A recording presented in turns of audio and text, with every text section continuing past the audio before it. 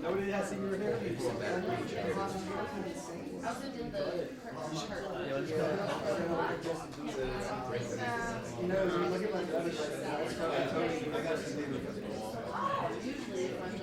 Well, you can just have a shot. Yeah, don't quit. Go. Now you have facial hair.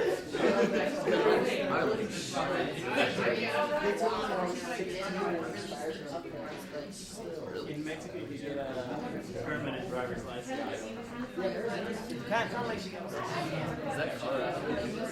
Good evening, everybody. Welcome to the final philosophy intersections of the academic year. I am Dr. Anthony McCauley, the Director of Philosophy, and I'd like to welcome everyone and thank everyone for coming out. I would like to thank our audience on YouTube tonight. Thank you very much. Tonight, we have the honor of having a philosophy intersections called Democracy and Authentic Political Thought. And at the request of the collective, I am introducing the class collectively, and this is the Politics and Government 310 Modern and Contemporary Political Theory class. So I will hand it over to the class. Great. Thank you, everyone. It's really nice to be here. So I'll start with the quote by Martin Buber. Man wishes to be confirmed in his being by man, and wishes to have a presence in the being of the other. Secretly and bashfully, he watches for a yes, which allows him to be and which can come to him only from one human person to another. So I thought about what to say this afternoon. I was going to write a long speech about what we do in the class and how amazing political science students are. And then I was reminded of a Martin Buber story, which is why I started with the quote. It's the story of the burning bush. So the burning bush happened, and everyone flocked to see it. It was amazing. It was authentic. It had never happened before. And slowly with time, people built an altar to it. They surrounded it, and they wanted to go and pay homage to it every day. And all of a sudden, it lost its authenticity, its singularity. It was just the burning bush. And so, as I struggle with trying to answer the question, what is the relationship between the question of political theory and authenticity, as proposed by Dr. McCauley,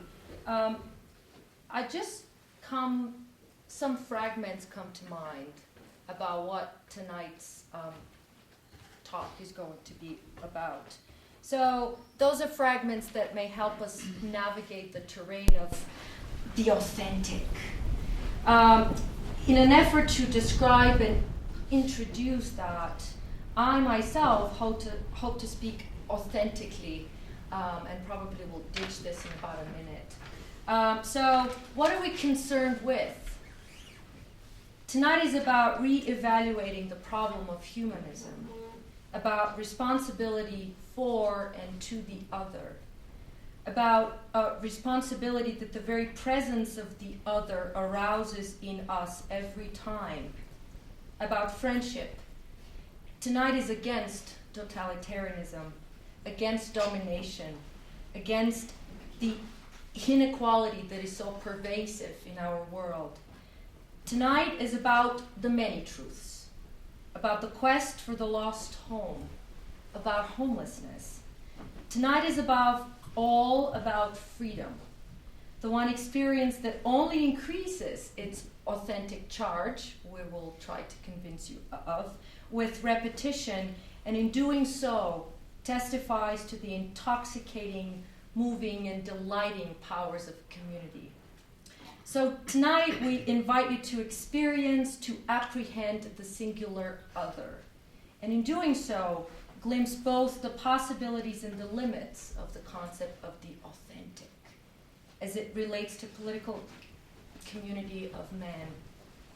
I must finish with the poem by Paul Celan. If you know me at all, everything I say always finishes with a poem. thread suns above the gray-black wastes. A tree-high thought grasps the light tone. There are still songs to sing beyond mankind. Thank you. All right, guys. Ready? Oh. So, if I would have Marx and Mill and Wollstonecraft and Arendt and Camus come up to the front and take their seat. If you need more chairs, feel free to bring them. You can all go up front, or the person who's speaking first can go first. And then you can go Q&A, however you want. Or you can all go.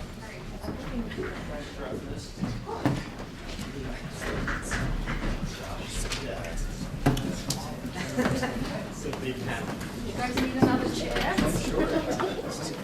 You can stand out a little bit. You may have to scoot out this way. Should we be sitting in order? No, it's overrated in order. Just sit.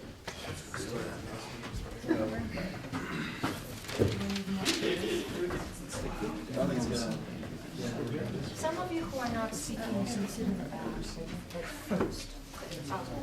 We all speaking, sorry.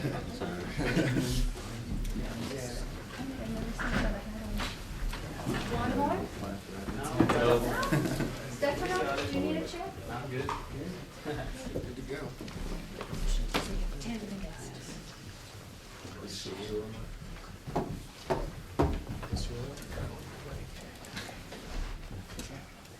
All right, we're all situated.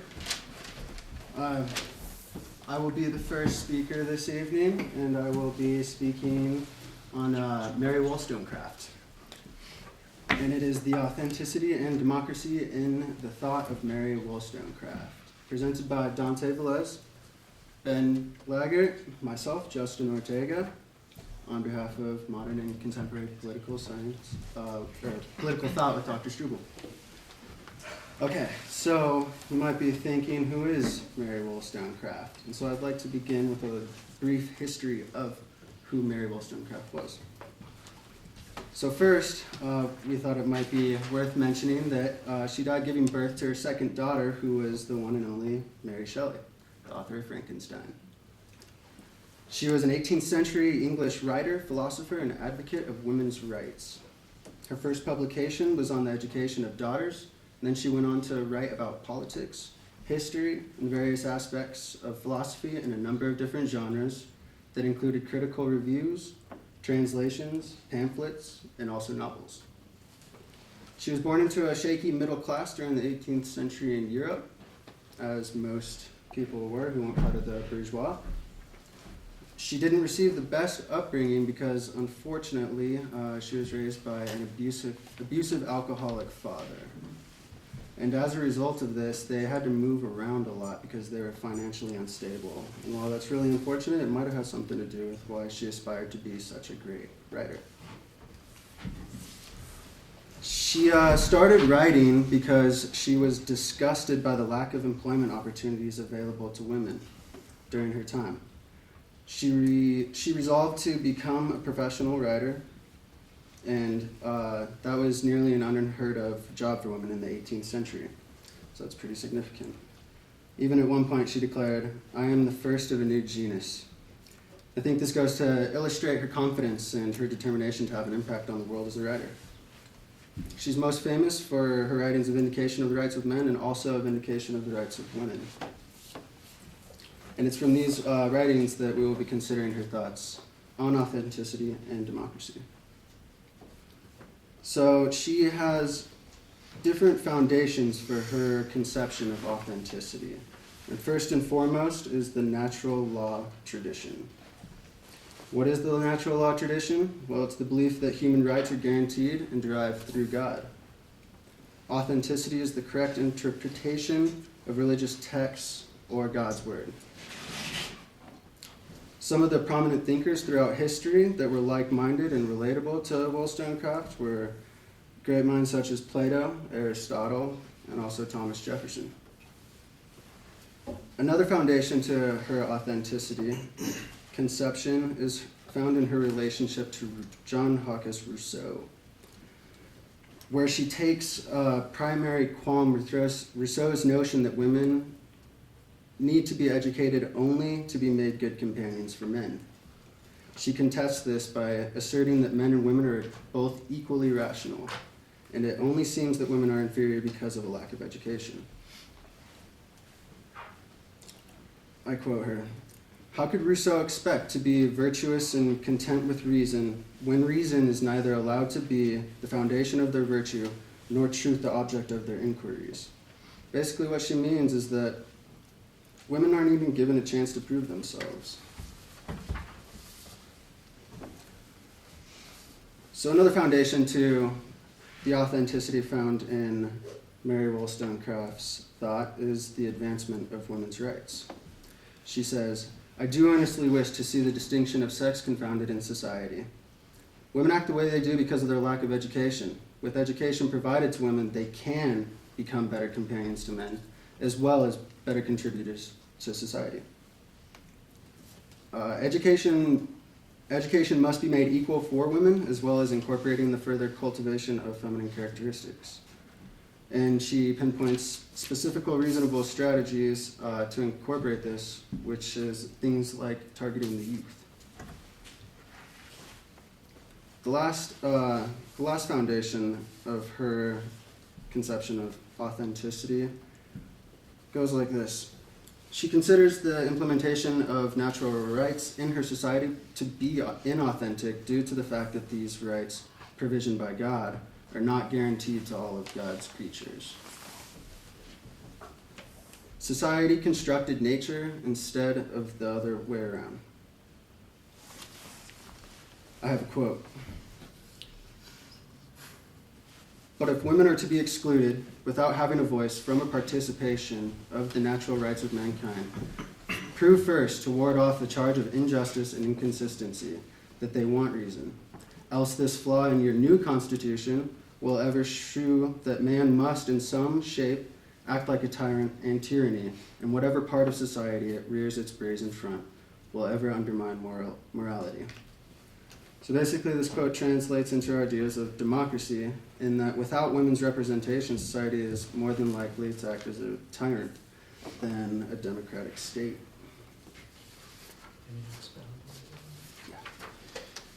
So, kind of going off some of the things that were just said, her primary contributions to democracy via her Natural Rights Foundation come out of the concept that during the time that she was living, a lot of what she was going through, a lot of the legal system that she had to deal with, and a lot of the reason for women being in their subservient role that they were in at the time was based, off of this system of natural rights that had been compiled.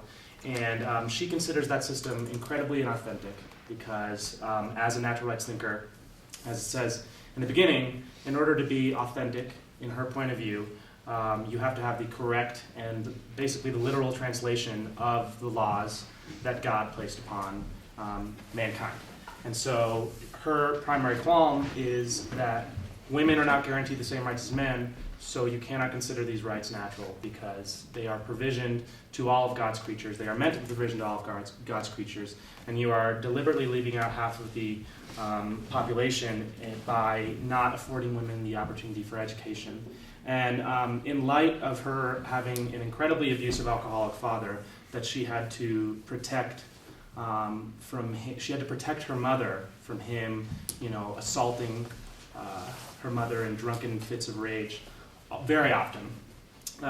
She is surprisingly not, she doesn't hold very much animosity towards men past a certain point, and she is very willing to recognize women's fault in their state of affairs in her time. And she believes that women are more than willing to cater to the style of living that has been afforded to them at the time. They are more than willing to be these pretty little toys, as she calls them, and to be subservient to men and to learn a very, very set amount of roles that they should play throughout their lives. And so she believes that this has been able to be perpetuated primarily through the fact that women have been not afforded the education that they need. And so she is very much in support of affording men, boys and girls, the exact same education that has been continued up until that point in time.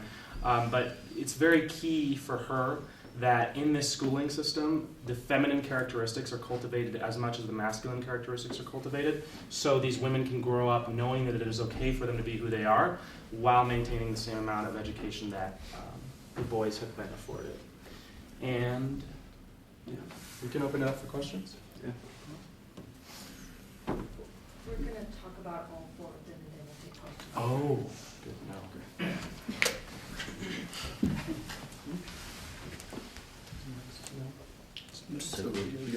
Yeah, that brings us to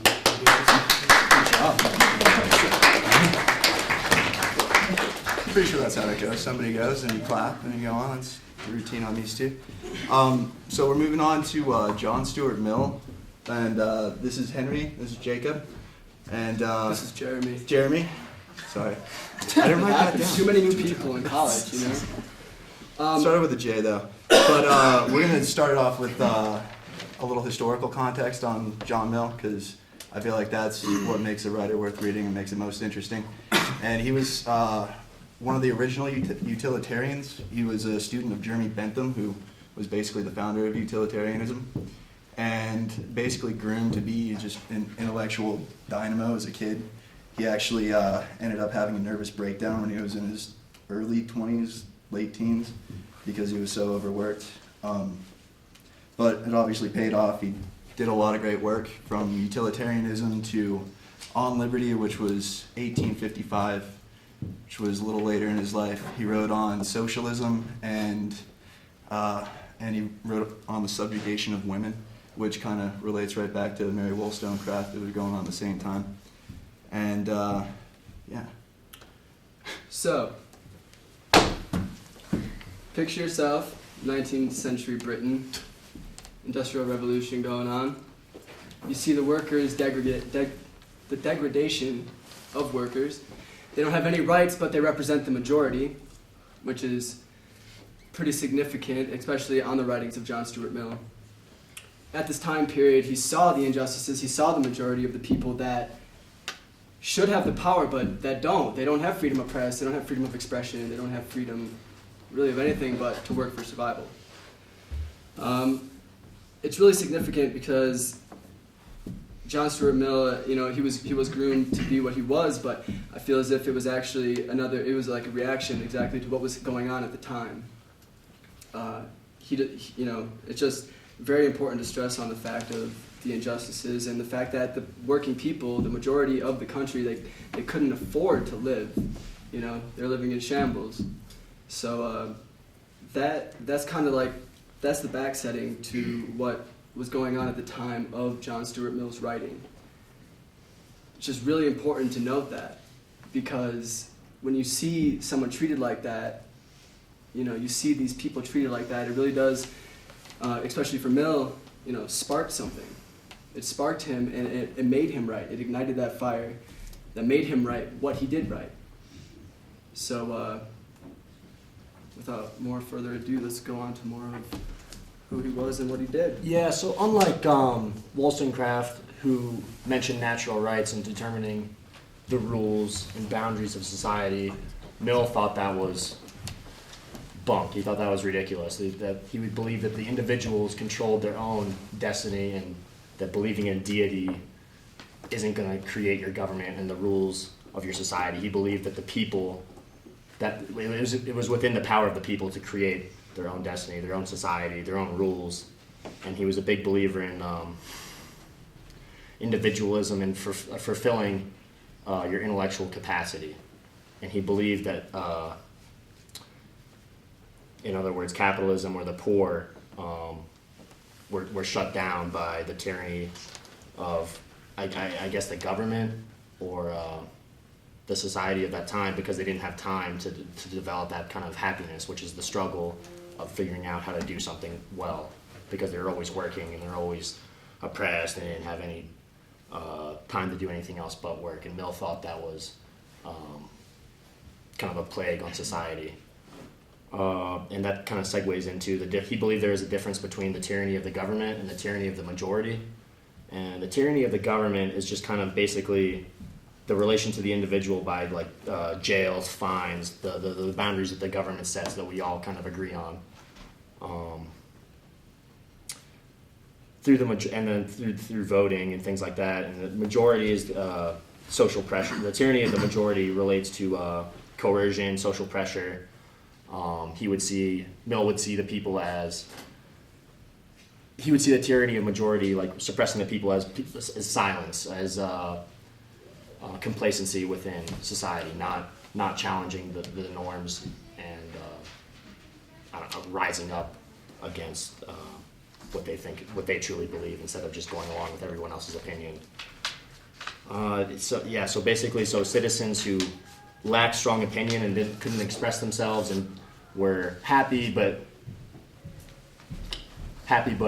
there was a quote in the book, in our textbook that I read. I don't have it at the moment, but happy and to be a fool, like within your society, not knowing like why you were happy, was considered, what Mill considered to be like an empty life, and it was better to be an intellectual in discontent, and that's what Mill saw as happiness, as being a true citizen within a democracy or as a well-functioning society. He believed the Industrial Revolution was inadequate and it didn't provide.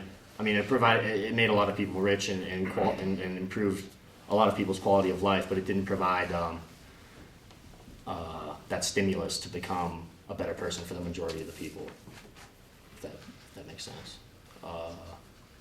Other than that, that's pretty much all we have, I think. That works pretty good. Also, in relation to who's coming up next, 'cause I think Marx is next, right? And I'm a history major, so I kind of like historical context more than philosophy. It's important to keep in mind that On Liberty, his most important writing, came out over 10 years after the Communist Manifesto, came out after Wollstonecraft, and it was about industrialization in Britain, which is kind of important. They weren't dealing with abolitionists, and they weren't dealing with the same women's rights writers. Wollstonecraft was pretty much banned in the States at this time. Like, no one would even print Wollstonecraft just because a woman writer would kind of hurt the cause in the States, they assumed, which may have been true at the time, I really don't know. But I just found that kind of interesting, how he relates to everyone else in a historical way. But without any One more point further ado. I just wanted to make, that Mill was a big believer in the government being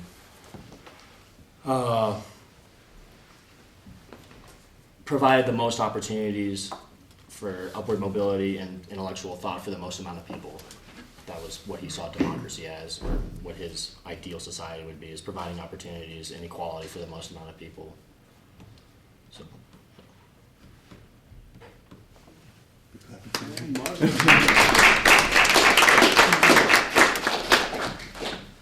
All right, my name's Chris. This is Katie and Nick. We're talking about Marx today, Karl Marx. I'll give a quick background to Karl Marx. Karl Marx lived from 1818 through 1883 and was born in Prussia, which is modern-day Germany. Some of his work included his 800-page manuscript called Capital. This was his major work on political economy, capital, land property, the state, wage labor, foreign trade, and the world market. In addition to this, his most widely read writings was the Communist Manifesto. And a quote just going from that, Marx saw the world as a place that needed change, and he wrote that the philosophers have only interpreted the world in various ways. The point, however, is to change it. And this was his goal within the Communist Manifesto. Marx truly believed in his writings and formulated them through what he saw in society where he lived. Marx grew up poor and in poverty, as well as most of society around him. And he had 2 children that actually died of poverty-related causes. And this really influenced Marx because he saw this as a huge injustice, and as class division as a huge injustice. That led Marx to find his authentication through the observation of history. Like, he saw throughout history that this class division has always been present. And here's another quote from him. He said that the history of all hitherto existing society is the history of class struggles. Freeman and slave, partition and plebeian, lord and serf, guild master and journeyman. In a word, oppressor and oppressed stood in constant opposition to one another, carried on an uninterrupted, now hidden, now open fight that each time ended either in the revolutionary reconstruction of society at large, or in the common ruin of the contending classes. As many of you know, Marx was advocating on behalf of the working class and in direct opposition of the bourgeoisie or the higher classes. He felt that throughout history, the working class has been unreasonably oppressed by the rich and politically strong. Most importantly, in modern day politics, he saw capitalism as the current king of oppression, and I'll come back to that here in a little bit. And then, like Mill, Marx believed in democratic institutions where the people create the laws. He also believed in the greater good for the greatest amount. He thought that was important, and he saw the working class as the greatest amount. And it was obvious in that time that there was just this huge separation. Again, most of his writings came from his time period and what he saw in the world. He saw capitalism as being inherently in opposition of a true democracy due to the unequal measure of power and money between the bourgeoisie and the working class. This is what has led to class division and the separation of the common man and the laws and norms that control him. He felt like society is holding down the common man, in a sense, like the working class, because the bourgeoisie owned power, owned money, owned the means of production, which he saw as a means of owning education as well. So all of this was, in a sense, just holding down the lower class. And this is why Marx believed in the overthrow of the bourgeoisie. He saw it as the only way to break this never-ending cycle of history and create a democracy that is truly for the greatest good, for the greatest number. And now going back to capitalism, Marx was critical of the idea of capitalism because he saw necessary evils within its structure and inherent inequality of the people. He saw capitalism as both making some people extremely rich while other people had to become extremely poor for capitalism to thrive. And again, he saw this as an alienation of the workers. He believed that workers weren't connected to their work anymore, in a sense, because they're not working for themselves, they're working for these bourgeoisie superiors. So this separated them from their life being, which he believed is what the point of life is getting something from what you're doing. And he saw that as a separation.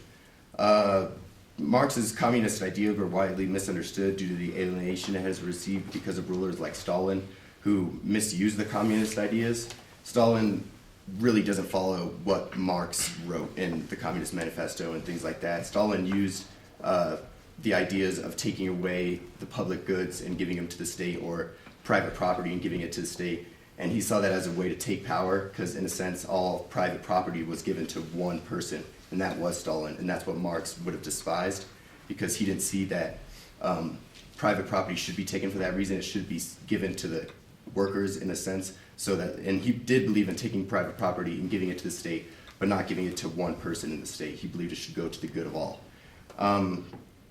Communism, according to Marx, was the final answer to government issues. He saw it as an opportunity to end poverty and create an equality between the masses that would end class division and the horrors that he experienced from it.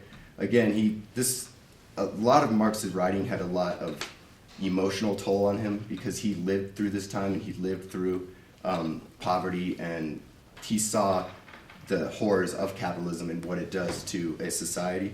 So, and going through Marx, obviously capitalism hasn't been too successful in modern day society, and there's obviously some flaws in it, but I think that it's important to study Marx, and the reason it is important to study Marx is because of these exact reasons. He finds flaws within the capitalist system, a system that we abide by today, and most importantly, he argues that capitalism is inherently non-democratic because of the class division it requires.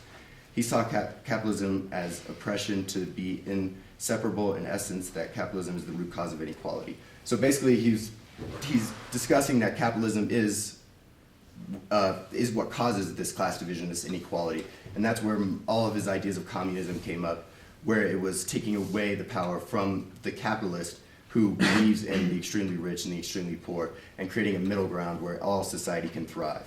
And I think that's important to note because in a capitalist society which we live in and in a democracy which we claim to be, it's hard to see that both those can walk hand in hand, seeing that capitalism is separating these two classes in such a distinct way that it's giving the power to the bourgeoisie while taking it from the working class, who again is most of us, the masses. So he really hated that, and he was a strong advocate for democracy. He believed that democracy would bring the people together and was important in creating laws, but he didn't want the democracy to be corrupt in any sense, and that's where he saw capitalism as corrupting democracy. And his ideas involving the working class are also very relevant today because he points out a lot of flaws in capitalism, such as like slave wages, which is basically that people are working for a wage, and he hated the idea of wages because it is putting a price on you. And in essence, it's putting a price on what you're worth. And he didn't think that that's how society should be ran. Instead, you should work for what you're capable of working. And that's the big difference between capitalism and communism, in a sense, is that that worker is getting the power instead of the bourgeoisie class. And that's basically what I have for Marx.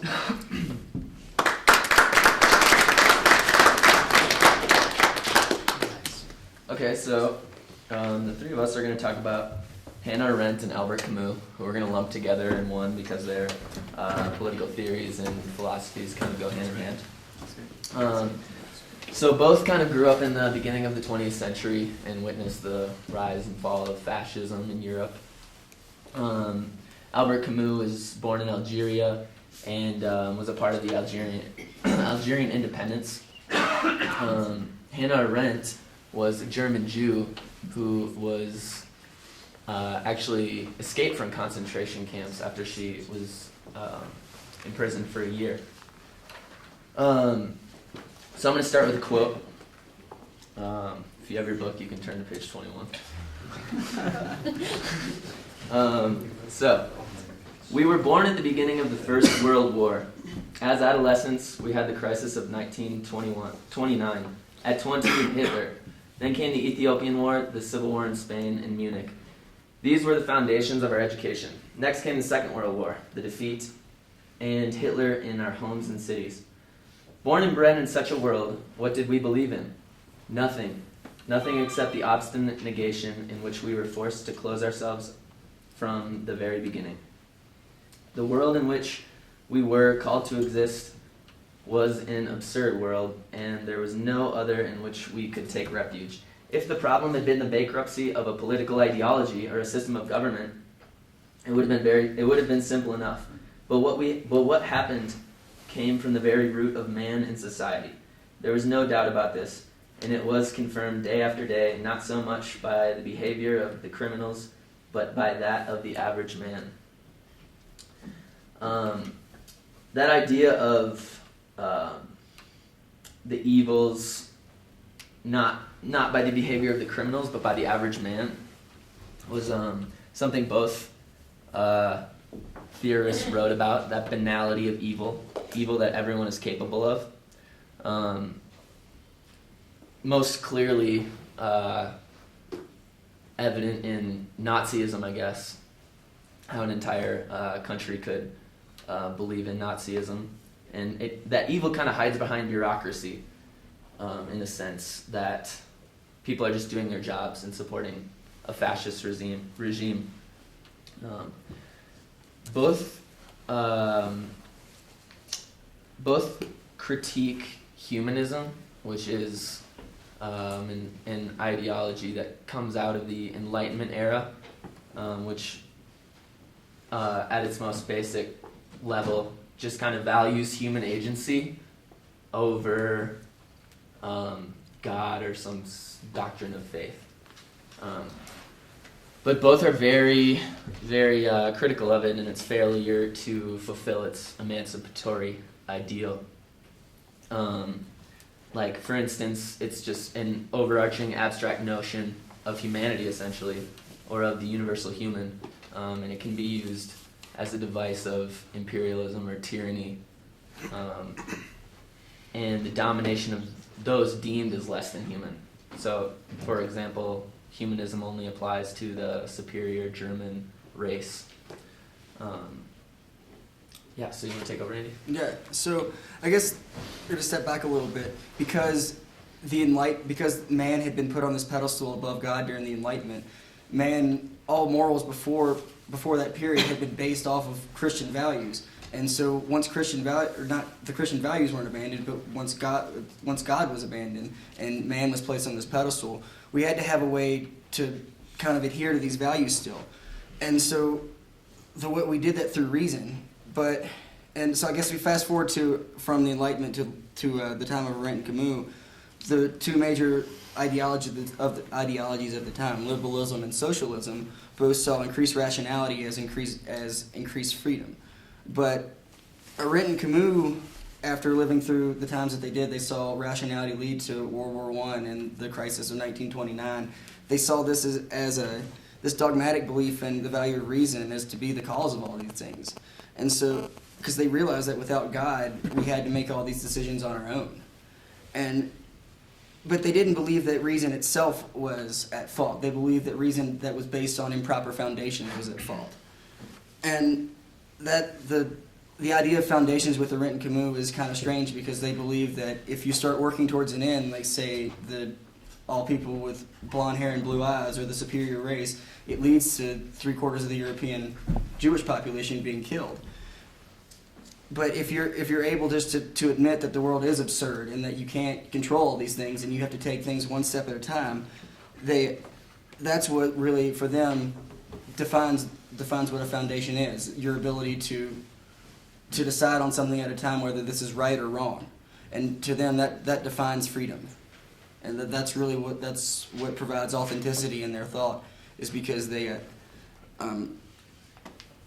Or at least to them, they have a system for providing a proper moral foundation to make a decision. All right, so kind of to sum Arendt and Camus together, I'm going to tell you a story. And everybody here knows that Struble likes to talk about poetry. I like to talk about stories.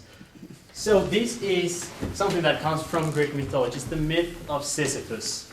So there was once a man called Sisyphus in Greece who defied the gods, and the gods devised this punishment for him. This is Sisyphus.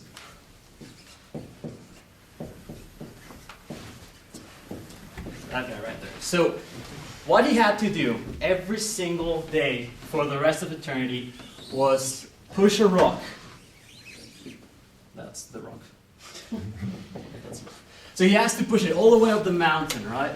But what happens when he pushes the rock up the mountain, just when he gets to the top, the rock would slide down, all the way down, and he would have to come down and push that rock up again the mountain, again and again and again for all eternity. That was his punishment for defying the gods. So I'm going to try to sum this up in like 5 minutes. I won't, and I could talk about this for an hour, and if you're later at Power Stop, I probably will. So the idea is that this is a metaphor for the human condition, for the modern human. I feel like completely constrained back here. I'm sorry for just rebelling against this, but I'm just going to walk and pace and sit and try to sit where I don't block anyone from me. So the idea of this is that explains the human condition. We all have a rock. We all have this rock that we have to push up this mountain. And it serves no purpose. Absolutely no purpose. That's the absurdity that Andy was talking about. We have to follow this task. We all have a rock. I mean, think about it. Students here, think about your rocks. Who are the gods that give you these rocks? Look where I'm pointing. Like right there. Think about it. All right, who has homework for tomorrow? I have homework for tomorrow. Hands? All right, well, this is our rock. Why do we do it? We do it because the powers that be tell us that we have to do it, right? So Camus explains that the workman of today works every day of his life at the same task, so his fate is absurd. But he says that there is one way. There's one way in which we can get rid of that rock, by acknowledging the tragedy that it brings to us. Through that consciousness of tragedy is through which we take that rock, that prison, that enslavement that the gods put on us, and we make it our own. We say we're pushing this rock not because we have no control of our lives, We push this rock because every single action that we've taken in our lives has been our decision. I am responsible for every action that I take. And this has led me here. Like Sisyphus did all sorts of cool things when he was alive. Like he imprisoned dead, he like went to the underworld and came back, he lived an awesome life. But that was what cost him his punishment. Now think about it. You're here. Is anybody here for extra credit? Don't be ashamed to admit it. Hands? No, there you go. Thank you. Thank you. I mean, this is not the imprisonment. You're here because you want the extra credit. You're taking control of that. You're at Western, you're taking a class, and your teacher said if you come to this, you're going to get extra credit. So are you going to be a victim of the circumstances? Or are you going to make that your own? Are you going to take that rock and are you going to say, is that rock my prison? Or is that rock my decision?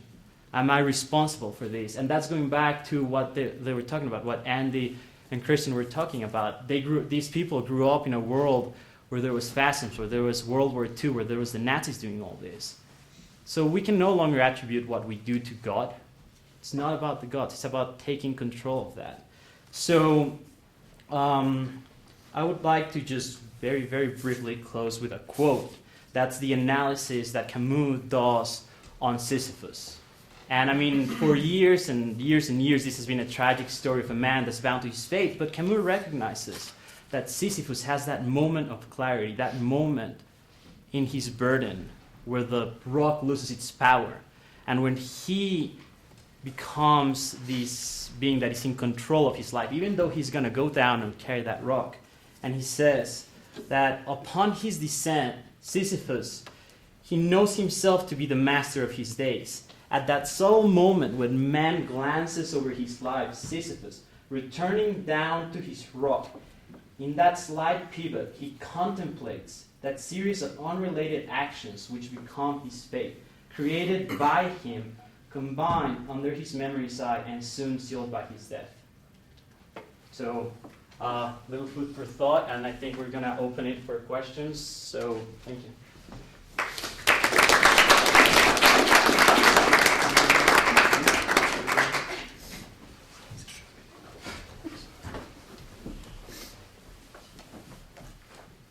We did a damn good job.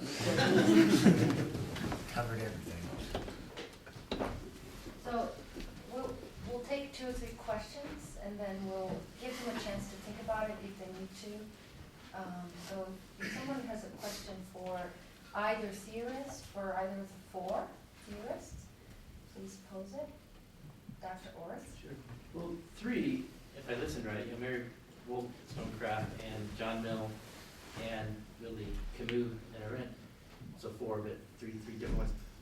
You talked a lot about, in their youth, the tragedies they went through, whether it was an abusive family, whether it was, seeing the tragedies of the Industrial Revolution, whether it was all the stuff, World War I and 1929, World War II and all that.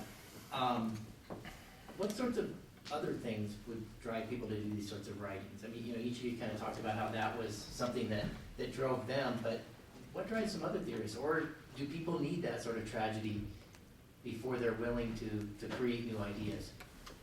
Well, Mill had a really privileged lifestyle. Mill was very wealthy, so therefore he had time to sit around and conceptualize and think about these kind of things. I don't think you necessarily need. I mean, although I guess it does kind of help to have struggle and obstacles, but Mill was an aristocrat, and he just thought if people had the time, other than working all the time, they would realize their true potential, and that the society would benefit from it. So, I think Wollstonecraft, she had a very, very, very traumatic childhood with the abusive father, but I think that it wasn't necessarily that experience that shaped her thought. It was just, she obviously led a rather a different life, if anything, because when she reached a certain age, she was able to know within herself that she was going to go out and become a writer, which no other woman at that time, for the most part, was able to say or even think about doing. And so I think primarily for her, it was the recognition in society that she came to a point in her life, in her childhood, that she knew she could do this, and she knew she could do just as much. She knew she could do more than her father was doing at the very least. And so it wasn't necessarily the traumatic experience that she went through so much as her recognition that she was capable of this. It is important to note that that is a very important driving force behind it as well. You can find other reasons, but I also do believe that, you're a product of your time, and it's not just the inequalities an individual might experience, but it's the injustices of seeing a society that you're living in, especially nowadays, contemporarily speaking. This is perfect for the degradation of just our rights as American citizens. It's perfect. It fits awesome. But I do believe that is a main driving force. Seeing a society struggling, seeing that, okay, I might be privileged, but look at the majority of people and the common good and utility that Mill believed in. I think that really, really plays an important part. Is the fact that he didn't just see, he wasn't suffering it, he's just another dead, aristocratic white guy, like most political theorists we study. But I think it's the injustices of seeing a society in turmoil, not just an individualistic experience, if that answers your question. I don't know, I'd say the horrors of the Holocaust and World War II really had a lot to play and what Arendt and Camus thought, but I think in the end, they were more. I just lost my train of thought. Well, one way to see it, No, go for it. No. Is that Camus and Arendt recognize the absurdity of everyday life, kind of what I was talking about with the myth, and you have to overcome that through consciousness. But the consciousness of overcoming the absurd will lead you into realizing the tragedy of your life. So that leads to the key to it. I don't think it's necessarily the tragedy as you live through, economic depression or World War II or anything like that. It's just realizing that there comes a certain tragedy. And these guys, they live in this world that we just realized, that there is no God, we have displaced God, so humanity kind of just falls into itself. And that's a term that Isaac uses in his book talking about them. And there's a quote there that says that we are just humans asking questions to a universe that is silent. So I think that once you use this consciousness to break down from that absurdity into the tragedy that the universe is not answering your questions, no matter what you have lived to, that's what leads you to think this way. And to just add into that, you can obviously throw Marx into the same equation. Like he lived through a time that was also horrible. Like he experienced poverty, experienced everything like that. But I think that what drives these people is that, like Marx said, the point isn't to theorize about this. The point is to change the world. And he saw the Communist Manifesto and things like that as a way of changing the world for the better. And as Arendt and Camus, one of their main ideas is that to be free is to rebel. And that is kind of a sense in this whole thing, like rebelling against this system that is holding down or that is depriving people of your end goals or anything like that. What's depriving people is the right to rebel. Like, you have to exert that right to rebel to be truly free. And I think that's a big point of all of these theorists is freedom, and that's where they're coming from and what their goal is, if that helps at all. To get back to your question on what I was saying earlier, even though they were influenced by the horrors of World War II and the Holocaust, they didn't write from an individualist perspective. They wrote about society in general. So even though it did play a huge part in their lives, I don't think they were so concerned with what was happening in their own personal lives. I think they were more concerned with preserving human dignity after all this had happened. So how would you contrast this then to another writer that seemed to be popular among some political sections, which is Ayn Rand? Because she talks a lot about individualism.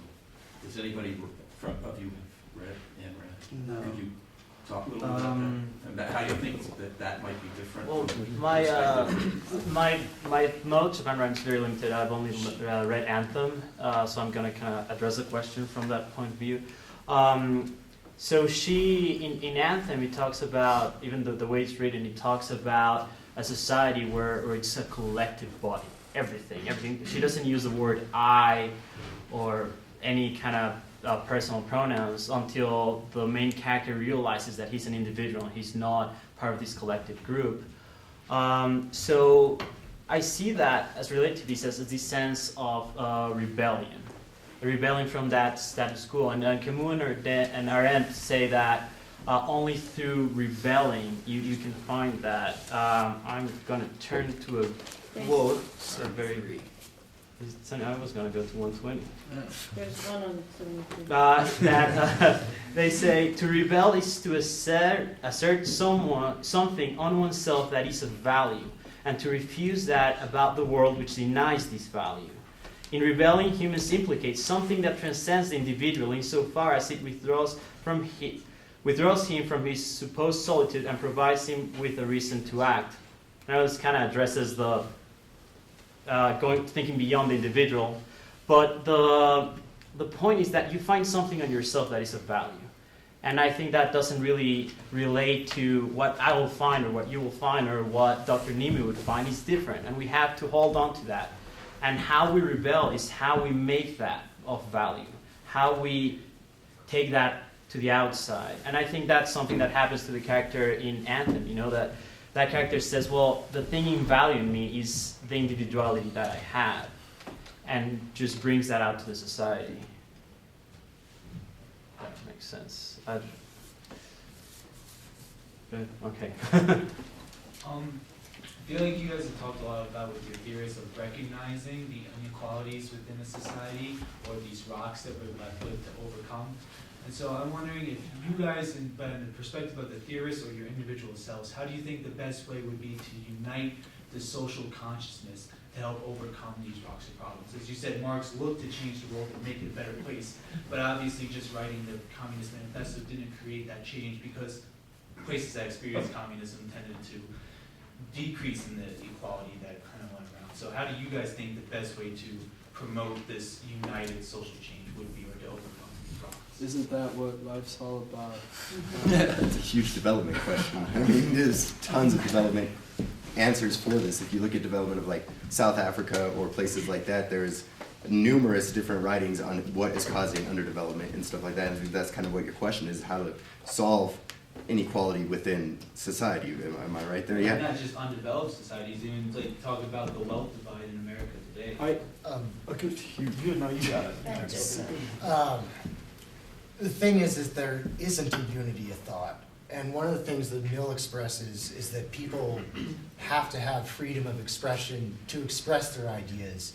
And through being a rational person and a well-educated person, you can fully express yourself and your idea and have a debate between somebody that has a contrasting idea, and together you can come out with the optimal solution for whatever you're looking at. Okay. But there's always going to be dissent amongst what people are talking about. But if there's a free and open debate between well-educated, rational people, then we come to an opportunity of getting closer to the truth. And in modern day society, we often see it as democracy as being the key to this kind of question that brings society as a whole. If you have a true democracy, you're getting representation for all classes. But the problem is creating a true democracy, which is sometimes skewed. Even in America, you can see that capitalism, and that's where Marx kind of argues, and I think all of our thinkers all are advocates for democracy. But Marx argues that this capitalism system is what's separating this idea.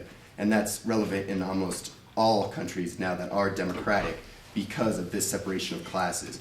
But I mean, it's going to be a contending ideal, and there's a lot of writings on how to solve this, so it's a very difficult question. And there was unification too. I mean, the Marxist idea hasn't always. I mean, you could say yes, it's failed. But if you look at the Spanish Civil War, you have the POUM, you have the Marxist parties. Even their military structure was of equality. No one really gave orders. You were just kind of like, no, we need to do this. everyone was able to express their ideals. So in saying that Marxism, or you labeled it as communism, I labeled it as Marxism because I think that they're different. But it hasn't always failed. They might have lost, yes, the bigger picture of the war, but it has worked before.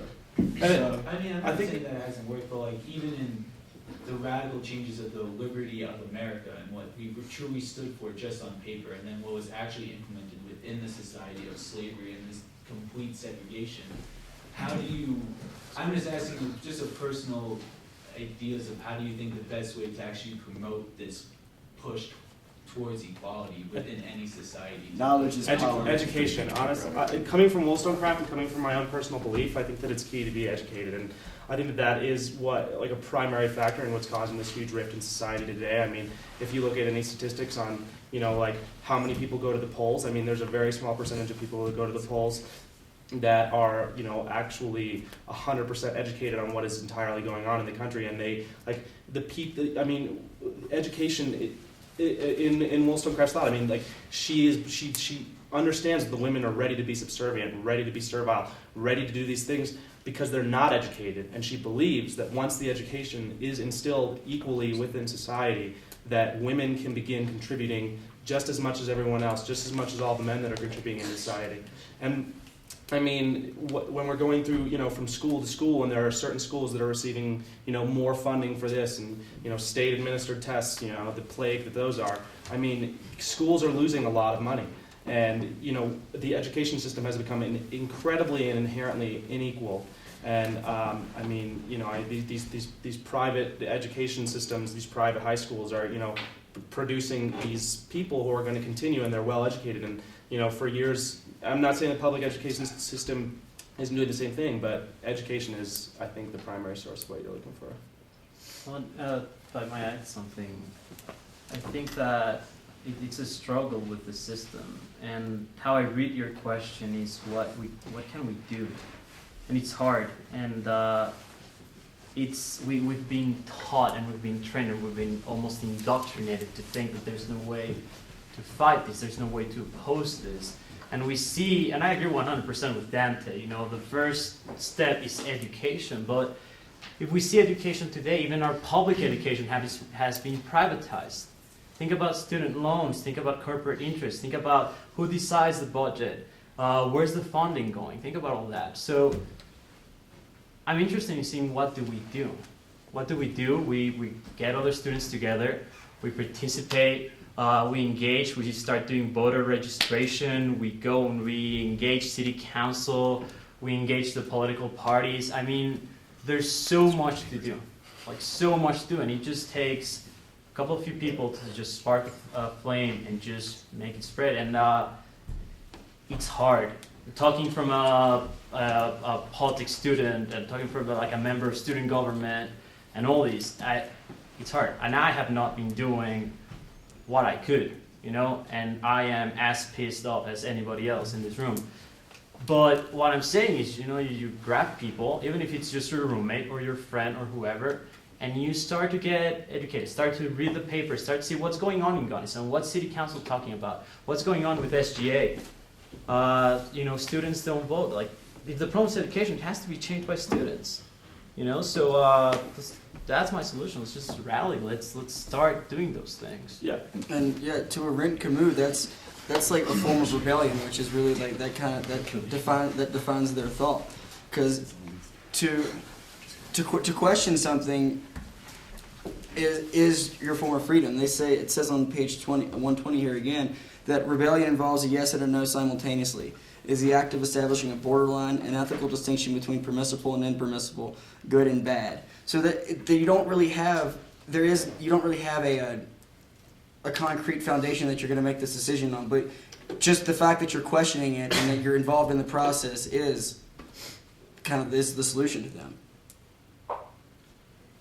So I'd like to raise two issues quickly. Get anyone's reaction from the folks you've read about and studied. One has to do with person, and that person is Snowden. And what do you think your folks would have said about what Snowden did in relation to revealing things and transparency, but violating trust and violating his position in society? Persons.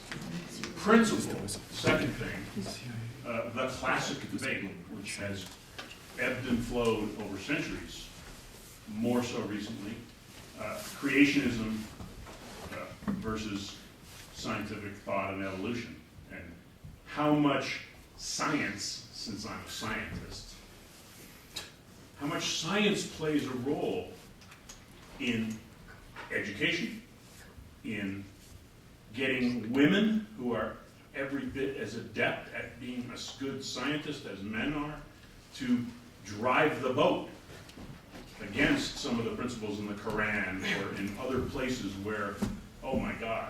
Well, first off, I don't think John Stuart Mill would have been against the Patriot Act altogether. He would have been definitely against that from the viewpoint of the fact that what it does is your privacy is invaded. You're not able to.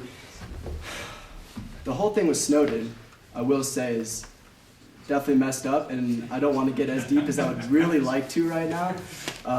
It is flip night tonight, correct? Yes, it is. Word. All right. But I think he would. I think at least John Stuart Mill. That's a really tough question that you proposed as well. I'm especially trying to take it in a historical context. Do you want to take it, Dante? I think Wollstonecraft would be fully in support of what Snowden did. I think that it's a natural right, freedom of speech and freedom of expression. I think Snowden was simply exercising that. On top of that, he was providing avenues or access to a certain level of education to the rest of the world and American society. And so he was going out of his way and obviously putting himself in a very, very incredibly precarious position to equalize a better part of the society. And that is exactly what Wollstonecraft was looking to do. I mean, obviously, in a separate sense, you wanted to equalize the women in society, but he was going out of his way to equalize, these private people who, so many things go on behind their closed doors that affect us directly. Snowden took himself out of his comfort zone entirely and put the facts out there on the table for people to see if they wanted, and educated them if they wanted to. And further, I think that the science has, going away from her natural rights. I mean, I don't think today, if Wollstonecraft were still alive, that she would be in support of creationism in schools, even as a natural rights thinker. I do think that, the women's strides in science, I'm not a scientist, I can't name any prominent female scientists throughout history off the top. I'm Madame Curie, would that be one? That's probably the only one I can name. But, I do think that science and, other subjects as well, once women were afforded the ability to be given these educations and the ability to be professors in these fields and do things in these fields, research in these fields, just helped exponentially in advancing exactly what Wollstonecraft wanted to do. I think Marx would also agree on this, that this would be good for in his idea, a communist state. Like, he does give a lot of strength to the government as a sense, but he wants to be an open government, an uncorrupt government, a government that is in true democracy. So he would see this as giving an avenue of education to the people, of giving reasons to vote, stuff like that, giving true democracy to these people, and I think he would see that as that. Speaking on science, I again would think Marx would go for science, even though in some of his Communist Manifesto points he was against technology. He wanted the state to control technology, things like that, because he didn't want the state to lose control in a sense, because he saw the people as being corruptible in a sense. But I think overall, due to the whistleblower, he would agree in that because of a democratic means. Okay, I don't want to offend any creationists in here if there are, but gonna do it anyway. I think the science and religion are compatible in that if you can consistently show why creationism is wrong, I'm gonna go offending someone, it adds validity to your argument as to why evolution is correct. By showing the wrong side of an argument that can consistently be shown to be incorrect, it adds validity to your argument. And without that dissenting opinion, then, I believe it was Mill that said that, without the dissenting opinion, then ideas begin to stagnate. And by constantly having to defend your opinion, even if it is correct, it leads you to constantly be on your guard so that you're not complacent in your ideas, and allows you to explore your ideas further to see further as to why they are true and not just blind acceptance. So I want to end my little spiel by a quote, since you guys are into that quote stuff. Give it to us, man. And that is from Galileo, who is a scientist, was a scientist. I do not feel obliged to believe that the same God who has endowed us with senses, reason, and intellect has intended us to forego their use and by some other means to give us knowledge which we can attain by them.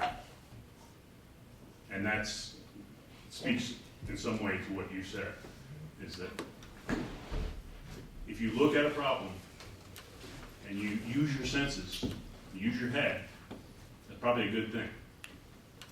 And there are lots of old musty books you can read, but most of them are wrong. Well, I mean, I'm sorry. We discussed it. I was wondering what Arendt and Camus would say about Edward Snowden, and we discussed it for a second. I think we came to the conclusion that even though their thought is all about rebellion, they wouldn't approve of Snowden rebelling just for rebellion's sake. If it could be constructed that he was rebelling against the government, say because God is dead, as Nietzsche said, God is dead, we killed him, and there's no one else to make these decisions for us. If the government is making decisions based on improper foundations,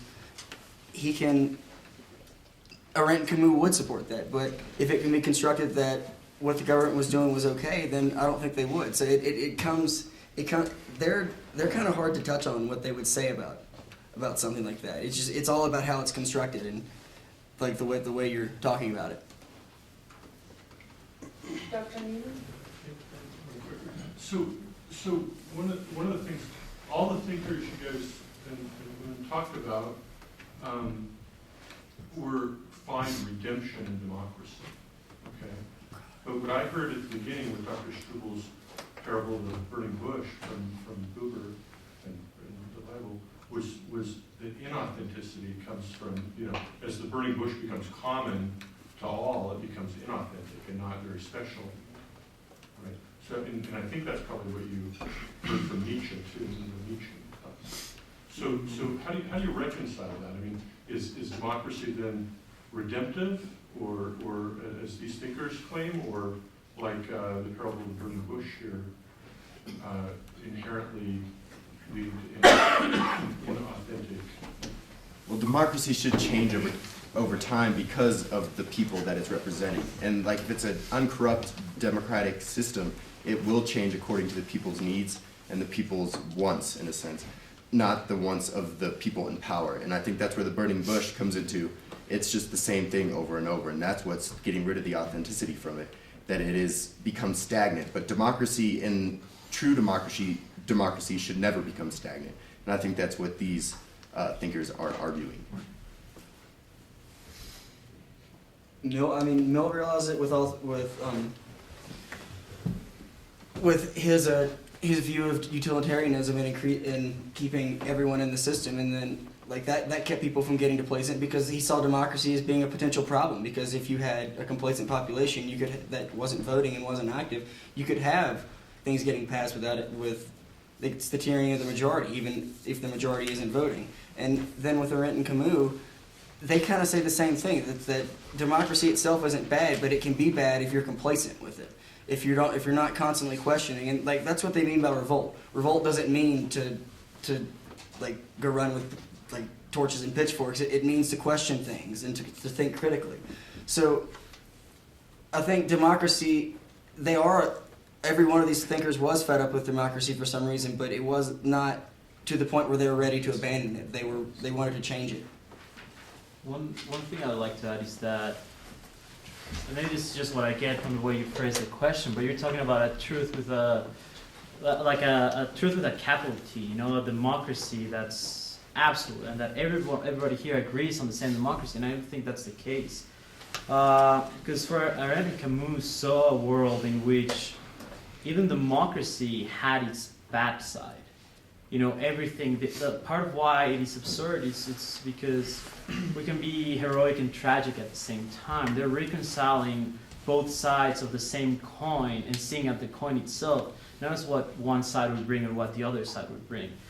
And that, just touching on fascism, like the idea that you can justify such things through reason or through any means and just commit those atrocities, I mean, that's part of politics. That would be even the case in democracy. So I think that what they're doing is acknowledging that there's not that truth with a capital T, that there's not that democracy, that absolute democracy that's just one way, but it's how we perceive it, how we deal with it. That's what Andy was kind of talking about, the rebellion, that we have to acknowledge that there's not that absolute, and when that absolute fails us, and how we make people accountable for their actions, because there's no God justifying it, there's no heaven or paradise that's just there's no promised land.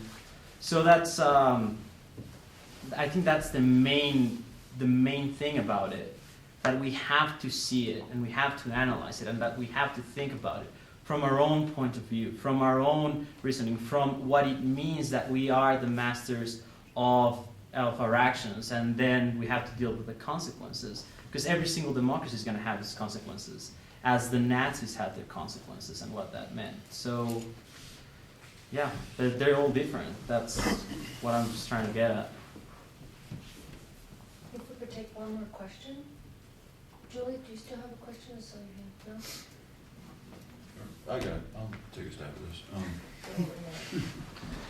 I guess when you talk about people being degraded, I kind of, my mind always goes to the extreme, and I think the most degraded people on earth are refugees in Africa. They have literally nothing, maybe a tent to their name, that's about it. They don't have a country, they don't have literally zero rights. They don't have the right to food every day. And so I guess is, how far does democracy spread? Do we try and spread it around the world, or do we say, you know what, we can control what we can control, and they're left to their own devices, and we just let people be degraded like that somewhere else in the world? Stereotypically, democracies would step in to help out another country that would want to be democratic, but in lieu of recent events, you see with the whole Crimea and Russia, Ukraine, wanting to join the free market, and you see no true intervention with America, except putting what did they do? Their former leader can't get a passport. So I would say stereotypically, yeah, if you're a democratic nation, you do want to spread that, because that is the people's voice. It is the majority. I think so far as at least members of the global north, like those of us that, have the ability to go out to school every day, or whose parents are paying for us or have the ability to take loans out. I think so far as we should go in assisting them is, because, they are the most underrepresented, they're the most unheard. And I mean, some approaches that have been taken, Starbucks goes, into Ethiopia and builds schools using Starbucks money instead of paying artisans that live in Ethiopia to build the schools themselves. We're giving them no chance to build capacity, and we're giving them no chance to have agency in their own decisions. And in my personal opinion, so far as democracy should go, we don't live under a true democracy. But we, especially in a place like Africa, where a lot of things not to say all of it, I'm not trying to generalize, but a lot of things are done in tribal systems or systems that have been around for hundreds of years. We have no idea, from our point of view, how to interpret how our democracy is going to translate in a country like that. You know, I mean, tragedies have been seen. I mean, Iraq, democracy didn't exactly pan out 100%, and it's still not panning out very well.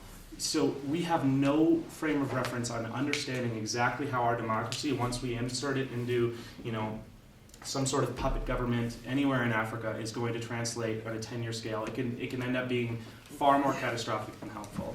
So I think we need to understand that we need to allow them to build capacity and break out of this perpetual cycle that has, you know, that has created their ability to have to rely upon us.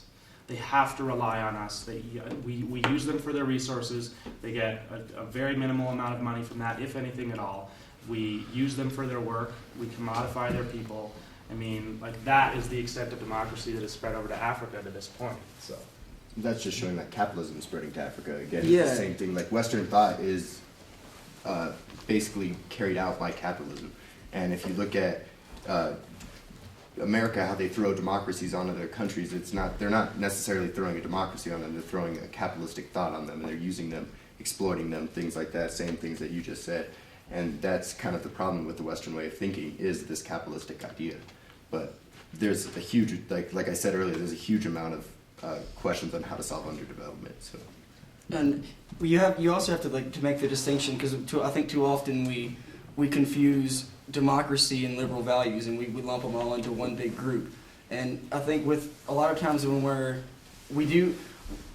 it's more neo-imperial to spread democracy as a form of development, and than it is to spread human rights. Like, a lot of times we see ODAs that are official development assistance that have stipulations attached to it. Like, you have to have a democratic government, and you have to liberalize your economy. And a lot of times that doesn't work. A lot of times just promoting human rights is the thing to do. So you can't just confuse democracy, like promoting democracy is going to promote development, because a lot of times it's not going to. Sometimes you have to promote these liberal values before you can instill a democracy, because a lot of times if you just put a democracy in a country that doesn't have the institutions, it just becomes a vehicle for autocracy, and a legitimate autocracy. I'm going to go back to the question of refugees, per se. The thing is that democracy has no agency over refugees. Zero. Absolutely not. A refugee is a displaced person that has been kicked out of has left his country. And once you leave the country, you have no rights. Your rights come from the sovereign power of the country. These people exist on the limit. They're not citizens of one country. They don't want them anymore. And wherever they go, that country doesn't want them anymore, so that country's not going to give them rights. The question is not about democracy itself, it's about the sovereign state and their relationship to the refugee. So you're talking about people that have lost their identity. They have lost their right, they have lost their place, they have nothing. We'd like to think about the Universal Declaration of Human Rights, but if you think about it, who implements that? No one has the authority to implement that if it's not the sovereign country for which you're a citizen. But if you lose your citizenship and no other country will take you, then you have nothing. You are a person that falls through the cracks, and not just the cracks of a system, but the cracks in every single system. So these people face these inexistence. There's a term that's the liminal, that's like living in between things.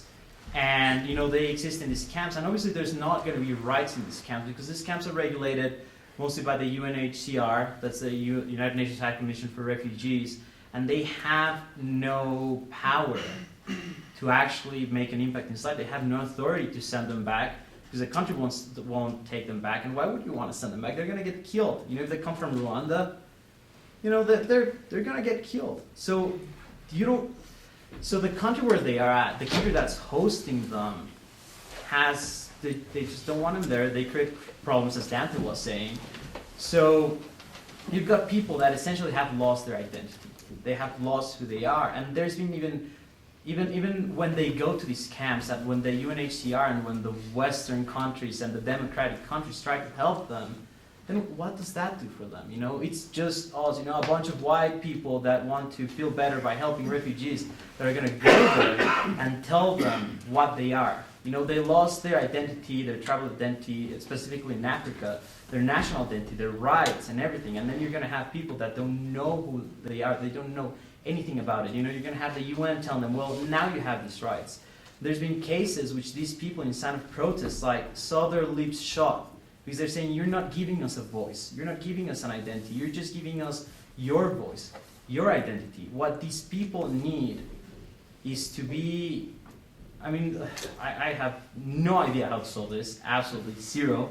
And we're just taking a capstone class with Dr. Struble that centers around this. So, but the core of the conflict is not that you have these people out there, it's that they have no rights because statelessness has just stripped them from their right. So do we just leave them then, I guess is my question. They're just like, well, we tried with them. No, I mean, the idea is to grab these countries and just, through development and through disarmament of these areas of intense conflict, you're going to elevate the standard of living so that there's no armed conflict, there's no ethnic violence, there's no lack of resources for these countries that will generate these situations of refugees. And I mean, I know I'm wishful thinking, I'm just asking for the impossible here, but the key to it is just through development, create a circumstance that will not generate refugees. Because the problem is that when somebody's a refugee, the very word refugee, we use it to stamp it on someone. You're not a citizen anymore. You're a refugee, right? You have no rights. The word itself diminishes them from their rights and from their status as a person. So you have to even prevent it to getting from that point. You know? And if I can talk to that lady. Close with that. I've talked to her plenty about that. I'm not advocating for expansionism or like an expansionist philosophy or an isolationist philosophy. It's like, it really is like a serious catch-22, because if we help one person, if we help one country, there are 30 other countries out there that are undergoing the same exact things, if not much worse things, and we don't have the resources nor the manpower to go out and help each and every single person. And to be honest, no one in the global north wants to do that. I mean, the only refugees we go out to help are those that can help boost our PR campaigns for our countries the most. And what it comes down to, like, for me, simply is capacity building needs to be stressed in each and every one of these countries that are at risk of a massive failure in supporting their citizens and in creating all these refugees. And our role in that is we can either, because, so often it comes to giving them aid. I mean, in Rwanda, there were 800,000 people slaughtered in, roughly a month, give or take a few days, a few weeks. 800,000 people slaughtered, and all we did was give them aid. I mean, you can give a person a fish and it'll eat for a day, or you can help them build their own capacity.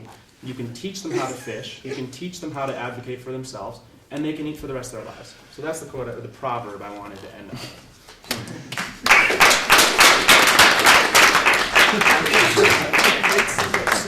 I'd like to thank Politics and Government 310 for sharing that with us. Thank Dr. Struble for and all the students. Thank you so much. This was a perfect way to end Philosophy Intersections for this academic year.